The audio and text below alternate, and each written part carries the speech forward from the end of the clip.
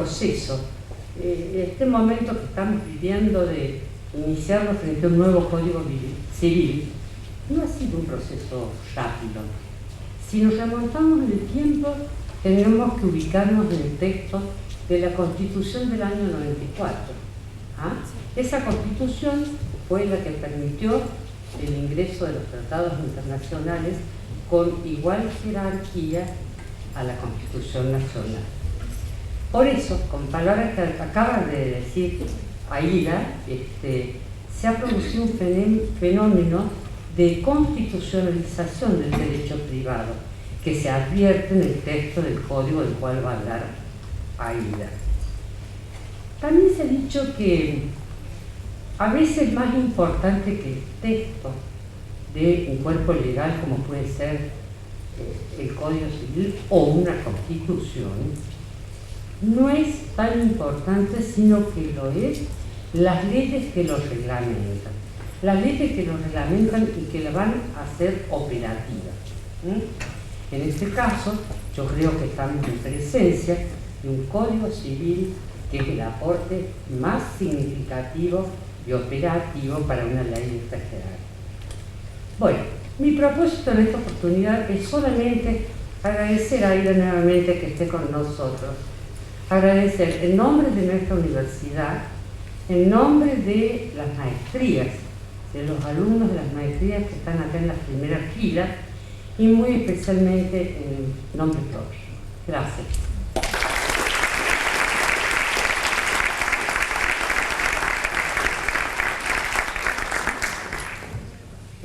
Buenas tardes. Asusta. Me siento muy feliz de estar nuevamente en Córdoba. Hemos estado también en otras universidades, en otros ambientes, para hablar aquí en una maestría de Derecho Procesal. Me pareció que podía tener significación para ustedes hablar sobre el rol del juez en el nuevo Código Civil y Comercial. Algunas personas en todos estos años, en todos estos meses que hemos presentado por todos lados, primero el proyecto y ahora el código, se nos criticaba que es un código demasiado abierto a los jueces, a los que se les da demasiadas facultades. Es una crítica, yo les diría, casi constante, especialmente por parte de gente que se maneja todavía con criterios excesivamente positivistas. Lo primero que vamos a decir frente a estas críticas es hablar con las palabras de los que saben. Y en este sentido, nada mejor que recordar a Carlos Cosio, cuando Carlos Cosio decía que quien cree que no tiene jueces, no tiene por qué depositar su fe en las normas. Sí, yo puedo tener buenas normas, puedo tener muchas cosas, pero si yo no tengo jueces que apliquen esas buenas normas no sirven para nada. O sea, hoy un código tiene que partir de la base de la confianza en los jueces. La confianza es un elemento fundamental en el mundo de las comunicaciones. Sin confianza no podemos hacer nada. Los finlandeses, que van a la cabeza del mundo en materia de educación, dicen ellos que destinaron 20 años a generar confianza. Y si nosotros no tenemos confianza en quienes tienen que aplicar nuestras normas, bueno, más vale ni las cambiemos, ni nos preocupemos de eso. Bien. Moreno decía que el derecho no puede debilitarse en continua lucha contra la realidad de los hechos y que los jueces no pueden ser fugitivos de la realidad. Esta maravillosa frase del maestro que siempre recordamos. Y esto viene a cuento porque efectivamente llega un momento en que los jueces, por mucho que estiren las normas existentes, como si fuera un chicle, para no ser fugitivos de la realidad, y llega un momento que la norma no da para tanta flexibilidad. Entonces ha llegado el momento de cambiar. Para explicar bien cuál es el rol del juez en este nuevo Código Civil y Comercial, voy a permitir leer con ustedes algunas reflexiones de Gonzalo Soso, que es actualmente el vicedecano de la Facultad de Derecho de la Universidad del Litoral. Como todavía no ha publicado este artículo tan bueno que él ha redactado para justificar por qué hay que cambiar planes de estudio en las universidades y por qué no se puede seguir estudiando el derecho civil como se estudiaba antes. Entonces, vamos a leer, vamos a reflexionar sobre algunas de las cosas que él dice. Él dice que el código que construyó Vélez Sarsfield fue un código sin doctrina. Efectivamente, cuando Vélez redacta el código, y por eso está muy bien que lo llamemos el Código de Vélez, porque fue un código que hizo él. No había ni doctrina ni jurisprudencia en Argentina. No existía. La doctrina se construyó después sobre el Código de Vélez, y jurisprudencia tampoco. Lo que teníamos era legislación española, de la que justamente lo que queríamos era separarnos. Entonces, el Código de Vélez fue verdaderamente un antes y un después de él, a nivel de lo que es la construcción del derecho civil en la Argentina. Por eso dice Gonzalo que él trabajó con la fuente extranjera. Ustedes saben que el gran debate de Vélez con Alberdi fue precisamente que Alberdi le imputaba a Vélez que era un gran erudito, que nos había enseñado a trabajar con el derecho comparado, que nos dijo lo valioso que es el derecho comparado para poder nosotros interpretar nuestras propias normas, pero lo único que no citaba Vélez en ese código era nada más ni nada menos que la Constitución Nacional. Ese es el gran debate entre estos dos grandes colosos que lamentablemente se estudia poco en las universidades, pero que es el que nos hace entender la historia de nuestro Código Civil y los problemas que vienen a surgir después. Dice Gonzalo Soso que en cambio este código del año 2014 es un código producto de la doctrina. Todo al revés de lo que pasaba con Vélez. Es producto de la doctrina por varias razones. La primera, dice Gonzalo, porque la comisión de juristas convocó a cerca de un centenar que colaboramos de acá de Córdoba. Tenemos mucha gente que nos ayudó, empezando por quien me presentó, la doctora Nora Lloveras con todo su grupo de Derecho de Familia, etcétera. O sea, nosotros hemos tenido de todas las generaciones y de todas las provincias. Este es un código verdaderamente federal, ¿sí? Además, porque una de las directivas de la elaboración del proyecto fue trabajar sobre el proyecto del año 1998. Esa directiva fue para todo el código, menos para persona y familia. Porque desde el año 98 hasta ahora cambió el mundo. Desde el año 98 hasta ahora, la Argentina había sancionado su ley de matrimonio igualitario. Necesitábamos legislar la reproducción humana asistida. En materia de personas se produjo un cambio sideral en todo lo que es la capacidad de las personas con problemas en salud mental. Es decir, todos estos tratados internacionales que influyen en el derecho de las personas hacían que no pudiésemos de ninguna manera tomar el proyecto del 98 para persona y para familia. Pero el resto de este código se trabaja sobre ese proyecto del año 98. Y el proyecto del año 98 es justamente producto de la doctrina más caracterizada de la República Argentina. Y en tercer lugar, dice Gonzalo, porque en todo momento se procuró considerar los avances de la jurisprudencia y la doctrina jurisprudente y no el criterio personal de nadie. Efectivamente, a veces el doctor Lorenzetti, la doctora Hayton y yo, aunque tenemos ideas muy comunes los tres, a veces en algunas cosas no estábamos de acuerdo. Y bueno, como este proyecto tenía que salir por unanimidad, y tenía que salir, a veces sería el doctor Lorenzetti, otra vez sería la doctora Hayton, otra vez sería yo. Entonces por ahí hay gente que me dice, pero ¿cómo no modificaste eso si vos en tu libro decís tal y cual cosa? Bueno, espérate un momento.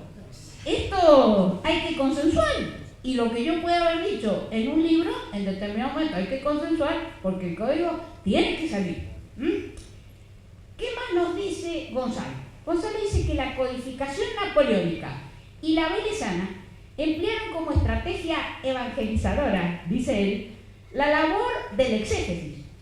En la Argentina, esta tarea se vio facilitada, como decíamos recién, o simplificada, por la derogación absoluta del derecho civil anterior, lo que explicábamos recién respecto a la legislación española.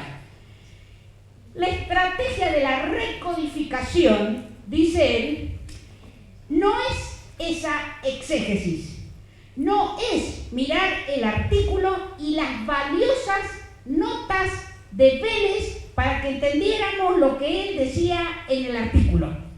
Eso, esta gente que nos critica, pero ¿por qué no pusieron las notas? Bueno, porque las notas eran muy importantes en los tiempos de Vélez, en los que no había doctrina y en los que el código respondía a esta idea de complejidad que todo aparecía en el código.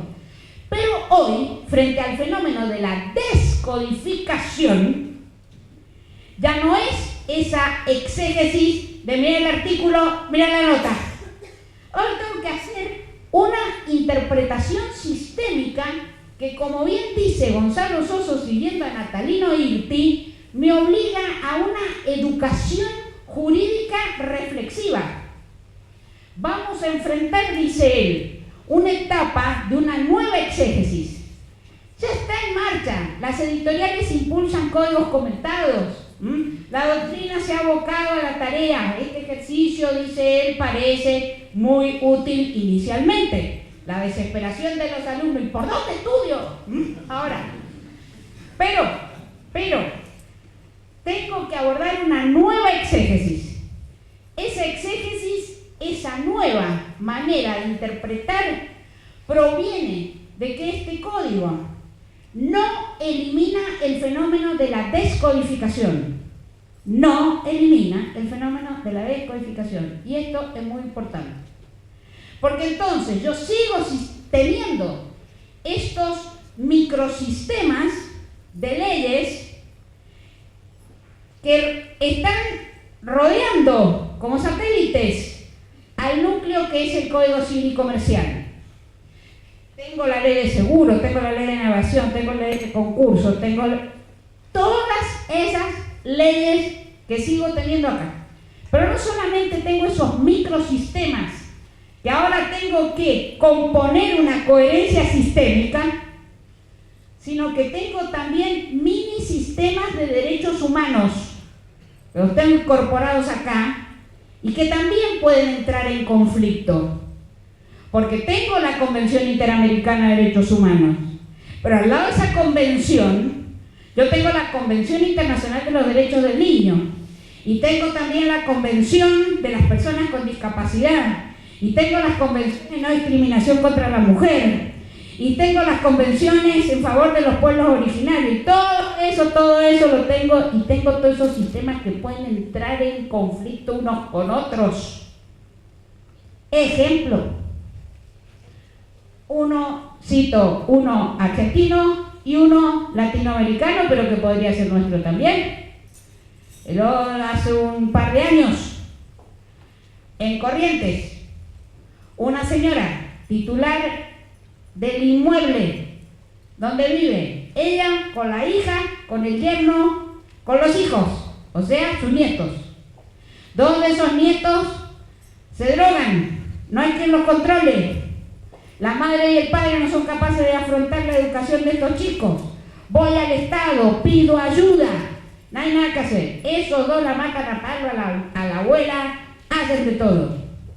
Llega un momento que la abuela ya no puede más.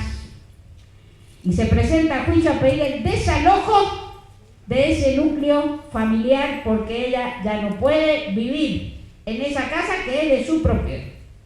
Hace algunos años un juez hubiese dicho: ¿quién es el titular del inmueble? Lo otro afuera.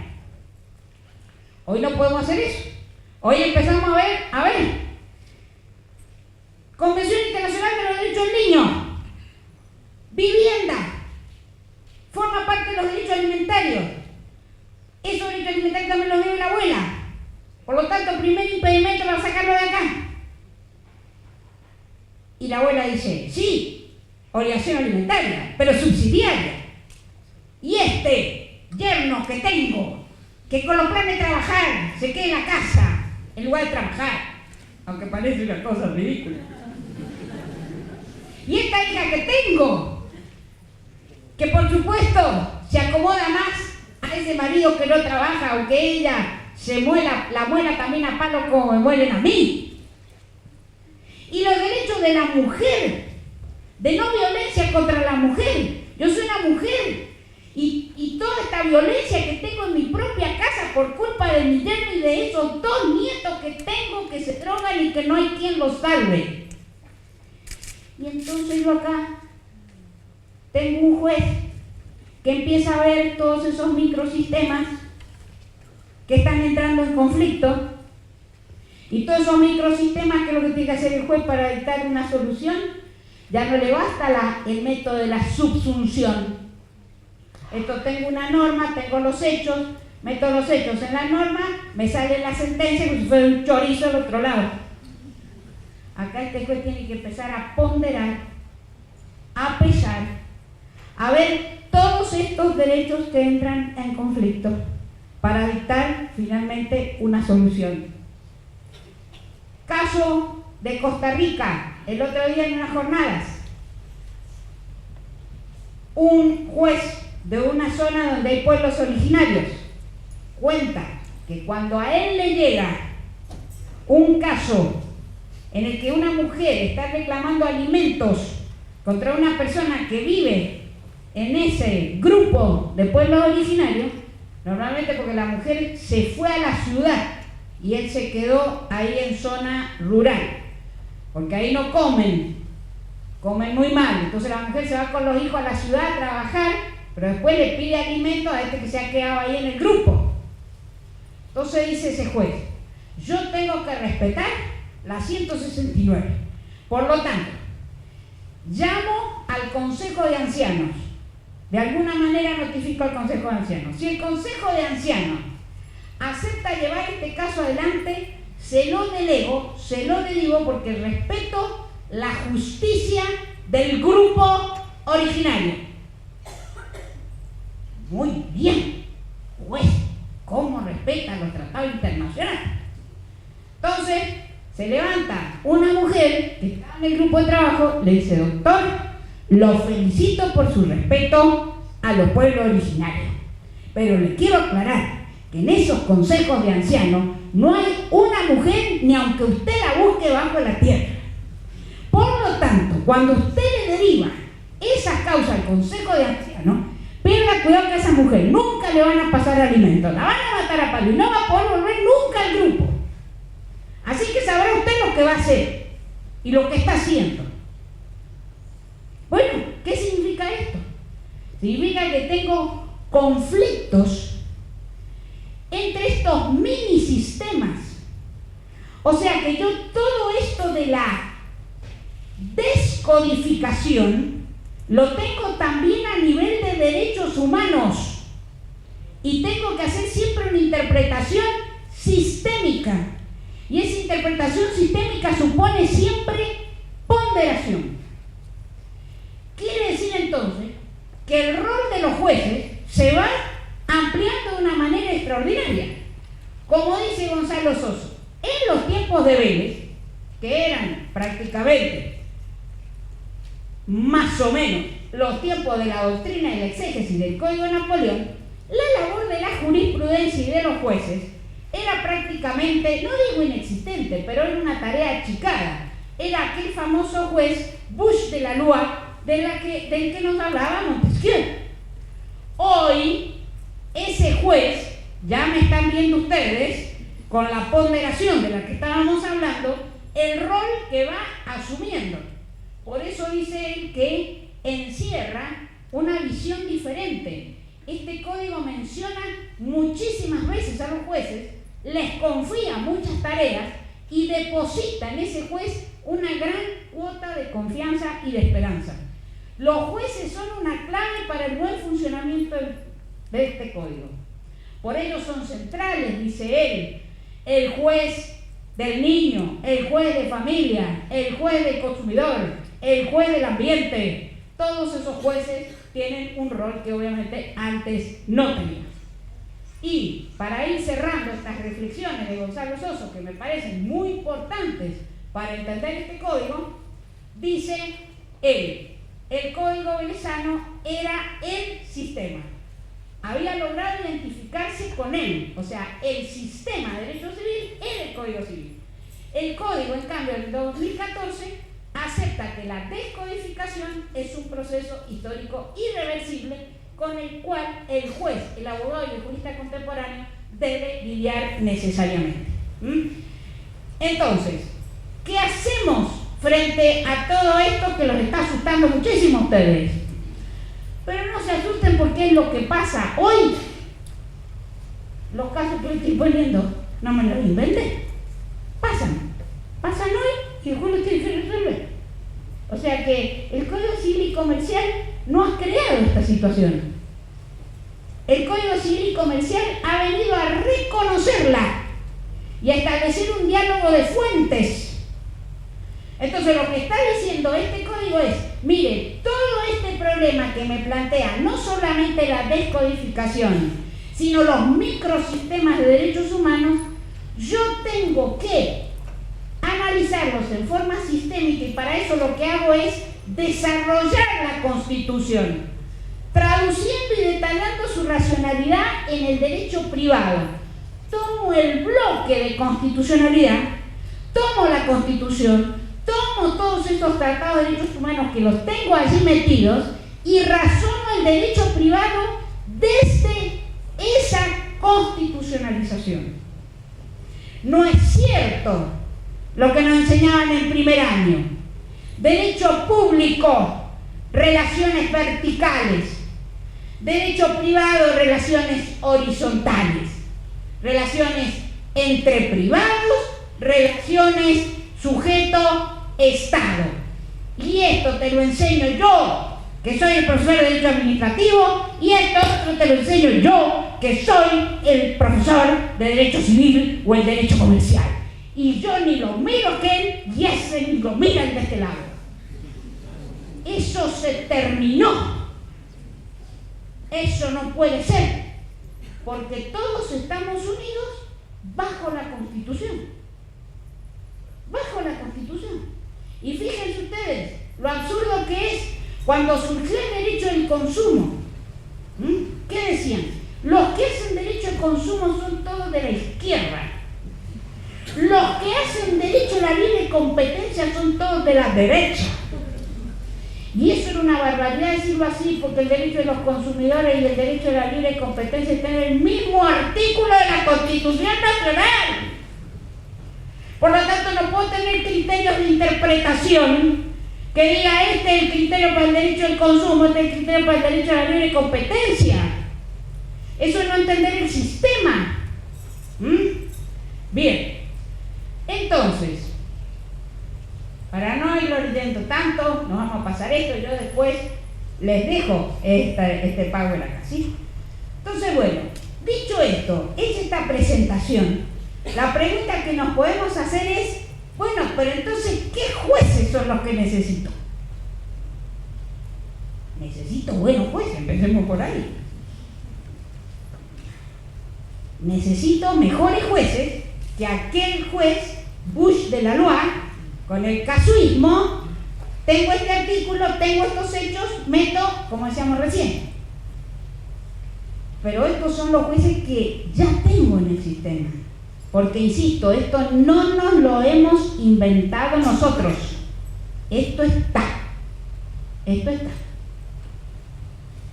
Y tanto está que si tengo un artículo en el Código Civil 1078 que restringe irracionalmente la legitimación para reclamar daño moral, me sale la Corte de la Provincia de Buenos Aires y me dice que si el chico no se ha muerto por la mala praxis médica, pero quedó descerebrado, y en esta casa toda esta familia tiene frustrado su proyecto de vida, porque esta familia donde había un papá y una mamá que trabajaban, donde habían todos estos hijos por los cuales estamos trabajando. Hoy ese papá y esa mamá, no solo ellos están en función de este descerebrado que hace 10 años que vive así. Toda la familia está en función de eso. Y dice la Corte de la Provincia de Buenos Aires, ¿cómo voy a decir que ese papá y esa mamá no están legitimados para reclamar el daño moral? Porque el artículo 1078 dice que va a estar legitimado solo si el hecho deriva la muerte. Y este no está muerto. No está muerto. Pero ¿qué pasó con esa familia? ¿Qué pasó con ese daño moral? Y tengo jueces que me dicen, señores, eso es inconstitucional. Y me lo dicen muy bien. Entonces ahora lo que vamos a hacer, vamos a seguir haciendo eso. Lo que pasa es que este código va recogiendo toda esa jurisprudencia para tener menos inconstitucionalidades. Entonces la jurisprudencia es una fuente, no fuente del derecho, una fuente del conocimiento para que nosotros podamos plantear bien los procesos. Entonces, ¿qué jueces? Ese no. Esa jueza que está allá arriba con la venda puesta, sí, la balanza, sí, la espada, pero con la venda. ¿No ve que este cual Sísifo anda subiendo y sube 2 y baja 1 y nunca puede llegar ahí arriba?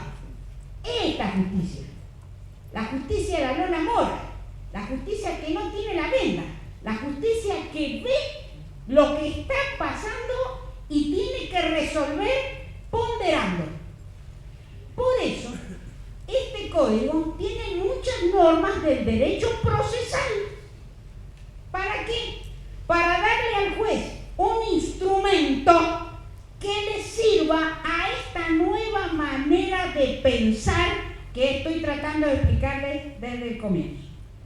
Seguimos acá el pensamiento de los italianos cuando dicen: el proceso señala el momento crucial de la tutela de los derechos, más aún señala el momento más alto y más crítico, dado que la tutela jurisdiccional constituye, por así decirlo, la última playa, nosotros diríamos el último puerto, la última de las tutelas previstas por el ordenamiento, la destinada a operar cuando la observancia espontánea de los preceptos ha sido violada y han fallado todas las otras formas de tutela. Consecuentemente, los fracasos de la tutela jurisdiccional se traducen inexorablemente en un déficit de operatividad de las normas del derecho sustancial. Cuando el juez me dijo no, yo tenía derecho, pero me dijo que no. Y fui a la Cámara y me dijeron que no. Y fui a la Corte y me dijeron que no. Y entonces no lo tengo el derecho. No hay nada que hacer. Si seguimos pensando como hemos pensado siempre, tengo este derecho, ¿cuál es la vía? Tenemos que empezar a pensar como piensan los ingleses. Tengo una vía, tengo el derecho. No tengo la vía, ¿de qué derecho estoy hablando? Y saber que cuando a mí me fracasa la tutela jurisdiccional, me ha resolvido. Quiere decir entonces que los jueces tienen un rol fundamental. Esto es nuevo, ya decíamos, no es nuevo. Y miren si no es nuevo, que Portalí, de los 5 que redactaron el Código Napoleón, ustedes saben, el discurso preliminar explicando el código lo hace este famoso Portalí. Y en ese discurso preliminar dice Portalí: por completo que pueda parecer un código, no bien queda concluido, 1000 cuestiones en él no previstas asaltan al magistrado, pues las leyes, una vez redactadas, permanecen tal como han sido escritas.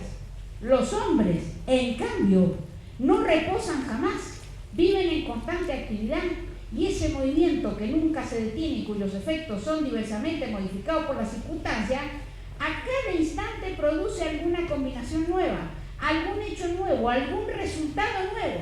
Multitud de cosas, por consiguiente, han de quedar libradas al imperio de los usos, a la discusión de los hombres instruidos, al arbitrio de los jueces, escuela del exégesis. Portalí. año 1804. Y si nos venimos más cercanos en el tiempo, pero no tanto, este grande del proceso, que fue Calamandrei, decía: el proceso civil moderno responde a los principios constitucionales de los nuevos ordenamientos democráticos, en el que las partes son personas, es decir, sujetos de deberes y derechos que no están sentados frente al juez como súbditos, sometidos a su potestad y obligados a obedecerlos pasivamente, sino están sentados como ciudadanos libres y activos, que tienen ante el juzgador no solo los deberes de cumplir, sino también los derechos que hacer respetar, por lo que el juez no debe estimarse únicamente como una autoridad dotada de poderes, sino como un funcionario sujeto a deberes y responsabilidades frente a las partes. Hay que recordar estas palabras de Calamandrei, que, como todos ustedes saben, escribió grandes elogios para los abogados y también para los jueces, porque nos debemos este respeto. Entonces, ¿qué jueces necesitamos para este código? Primero, ya lo dije, el juez que aplica el sistema y no un artículo aislado, porque, como vimos, tenemos muchos principios. Veamos artículo 1 y 2, que tienen que ver con eso que estoy diciendo. El artículo 1 se refiere a la fuente y a la aplicación, y el artículo 2 se refiere a la interpretación. ¿Qué dice este artículo 1? Los casos que este código dice, primer casos, pero son locos esta gente, no sabe nada de ciencia del derecho. Estos son temas de los filósofos, y miren a estos tres, a los que le han dado que redacten esto, civilistas llanos, que nunca han levantado la mano. ¿Por qué dice casos? ¿Por qué dice casos? Es cierto, la ley es general. Eso nos enseñaron en el primer año. Diferencia entre la ley y la jurisprudencia. Una es abstracta, la otra en concreto. Pero, señores, nosotros no queremos un código abstracto. Queremos un código que mire la realidad. Queremos un código que le resuelva los problemas a la gente. Y por eso el artículo dice caso. Caso. Eso es lo que dice el artículo. No abstracciones. Las abstracciones no me sirven. Yo digo, en razón de que el niño está contenido, en razón del interés superior del niño, a lo solicitado no hay lugar.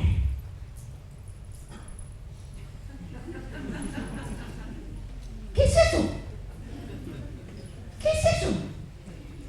O sea, eso está en muchos decretos de los expedientes, ¿sí? ¿No me dejan mentir ustedes? ¿Dicen muchas veces eso? Muy bien. Pero esa sentencia a mí no me sirve, porque yo no sé, ese más que sentencia, un decreto, ese quiero que me pusieron ahí. No me sirve porque yo lo que necesito ver en el caso, ¿cómo que ese niño está? Primero puse una frase que dice, en razón de que el niño está custodiado, o en razón, una frase parecida, el interés superior del niño. No, yo tengo que ver en este caso ese interés superior del niño. ¿Qué consiste el interés superior del niño? En que yo estoy al mismo tiempo dándole la mayor cantidad de derechos posibles a ese niño. Entonces, cuando digo, en este caso, ¿sabes? Mire, el interés superior del niño se presenta con esta solución y no con esta, porque, uno, este niño tiene derecho a la salud. ¿Cómo se lo he garantizado con esta solución? Este niño tiene derecho a la educación. ¿Cómo se lo he solucionado con esta solución que estoy dando? Entonces, los casos, no hay conceptos abstractos. Los conceptos jurídicos indeterminados, y este código está lleno de conceptos jurídicos indeterminados, como puede ser este que estoy diciendo, interés superior del niño, como puede ser buena fe, como puede ser la definición de culpa. La definición de culpa de Vélez que este código reproduce textual es una definición maravillosa. ¿Pero qué significa? Que el juez, en el caso, tiene que decir cuál es la omisión, cuál es la diligencia, omisión de la diligencia debida, cuál fue la omisión, cuál es la diligencia, qué era lo debido,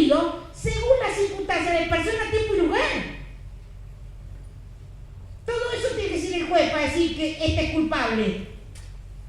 Si no, ¿cómo sabemos que es culpable o no es culpable? Entonces, los casos que este código resuelve o rige deben ser resueltos según las leyes. Obviamente seguimos en un sistema continental donde la ley es la principal fuente del derecho. Pero esa ley la voy a aplicar conforme la Constitución Nacional y los tratados de derechos humanos en los que la República se aparte. Y a ese fin tengo en cuenta la finalidad de la norma. Acá, originariamente, este artículo hablaba de la jurisprudencia. Decía, a tal efecto, o sea, el efecto de aplicar la ley conforme la Constitución y los tratados, se tendrá en cuenta, decía, la jurisprudencia según las circunstancias del caso. Entonces salieron así, ¡bien, la jurisprudencia fuente del derecho! ¿Qué es jurisprudencia? ¿La de la Corte, la de las cámaras? No, si no te estoy diciendo que la jurisprudencia sea fuente formal del derecho. Lo que te estoy diciendo es que a la efecto de la interpretación la voy a tener en cuenta. Eso es lo que decía el artículo. Pero no importa, se eliminó y no interesa que sea eliminado. Porque todos sabemos que cuando planteamos un juicio, cuando hacemos un alegato, citamos alguna jurisprudencia. Y cuando el juez nos dicta la sentencia, también nos cita la jurisprudencia. Así que no importa que haya desaparecido de acá, no interesa. La seguimos interpretando de la misma manera. Después tengo también las costumbres, como unifico el Código Civil y Comercial, no solamente hablo de usos y costumbres, sino que también hablo de prácticas. Pero un juez que interpreta conforme los fines y no conforme la intención del legislador. ¿Sí? Como dice el 2, dice, la ley debe ser interpretada teniendo en cuenta sus palabras. Obvio, el gran maestro Orgaz, este gran maestro cordobés, ¿qué nos enseñó siempre? Las palabras de la ley no son como las cáscaras de una nuez, que rompo y tiro. Las palabras de la ley tienen un significado. Y como dice la Corte, la interpretación de la ley empieza con las palabras, pero no termina en las palabras. Y no termina en las palabras porque las palabras forman parte del lenguaje, y el lenguaje también es cambiante. A ver, ¿quién se entiende con los nietos? Nosotros decimos una palabra que tiene para ellos un significado completamente diferente. Ni que hablar si nos mandan un mensaje de texto. Tenemos que estar en el lenguaje de ellos, porque si no estamos fuera del mundo. Y digo nietos porque son los que tengo, yo también, pero hasta con los hijos, los que están acá. Hay muchas palabras que tenemos que entrar en el lenguaje de ellos, porque el lenguaje cambia, el lenguaje es movible, es cambiante. Muy bien, entonces, teniendo en cuenta sus palabras, con estas apreciaciones que estamos haciendo, sus finalidades. Como decía Vélez, la intención del legislador. Cuando nosotros fuimos a la bicameral, en la primera reunión que tuvimos allí, una senadora le pregunta al doctor Lorenzetti, ¿y la intención del legislador dónde está en ese artículo? Bueno, Lorenzetti, que tiene una cintura política que yo no tengo, y menos mal que estos artículos era él el que los contestaba y no yo, le dijo a ese senador, mire, fíjese, la jurisprudencia nuestra de la Corte dice que la intención del legislador está en los fines. Bueno, no voy a, ante ustedes, decirle que está mal lo que dice el doctor Lorenzetti. No, está bien. Pero la voy a hacer más fácil. Esas finalidades son las que dice la Corte de la Nación que hay que tener en cuenta. Ya lo dijo, a lo mejor lo dijo antes, pero como mínimo